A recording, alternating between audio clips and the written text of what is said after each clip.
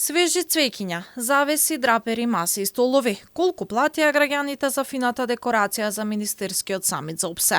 Колкава фактура стигна на адреса на МНР за изнајмување на луксузни автомобили кои се користеа за превезување на делегациите кои беа дел од самитот? Дипломатијата изгледа се уште ги брои сметките кои им се испорачани. Оти и по 2 недели откако заврши министерскиот состанок, немаме точни цифри колку пари се потрошија. Нема информација ни колку мебел и опрема се задржа, а што фирмата Eurovia си зеде назад. Според договорот вреден 1,8 милиони евра.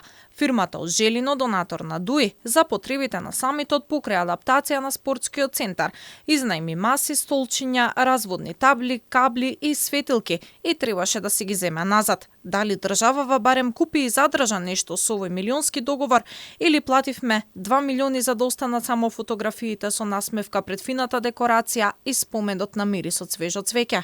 Една недела пред да дојдат делегациите на ОПСЕ во Македонија, изнајмените возила веќе беа паркирани пред Борис Трајковски, а првиот дипломат тогаш рече дека се уште не платиле ни денар за нив и предпоставуваше дека ќе потроши половина од договорот со АБЦ Рентакар кој чинеше вкупно околу 900.000 евра.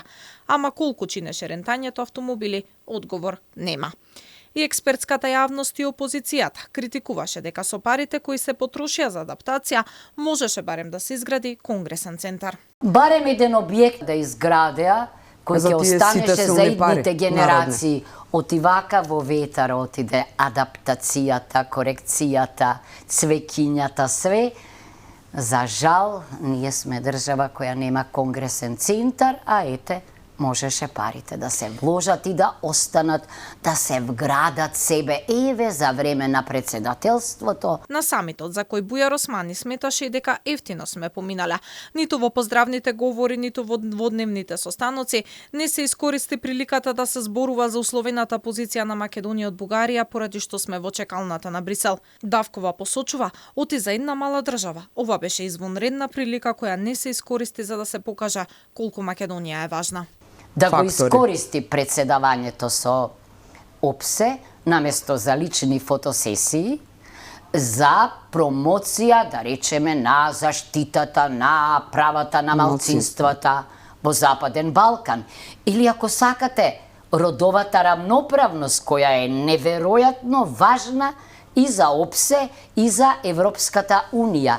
Значи, така сите ќе видеа дека навистина Македонија не е на дното, туку има со што да се пофали, ама не беше it's about people, беше it's about Бујар Османи. Инаку дводневниот министерски совет на ОПСЕ беше оценет како еден од најголемите меѓународни настани што никогаш се одржале во Македонија. На состаноците земјите членки постигнаа консензус Малта да биде идниот претседавач со ОПСЕ.